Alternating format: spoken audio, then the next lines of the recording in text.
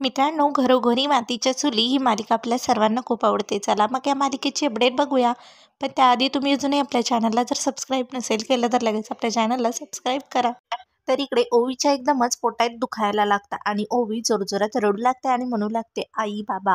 तर तेवढ्यातच तिथे जानकी येते. जानकी बघते तर ओवीने केक खाल्लेला असतो. तर हे सर्व काही कारस्थान ऐश्वर्याचंच असतं.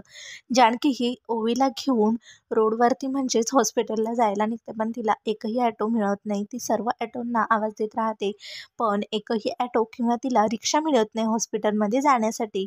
तर ती खूपच रडत असते आणि ओवी म्हणत असते, आई माझं खूप पोट दुखत आहे, मला काही होणार तर नाही ना.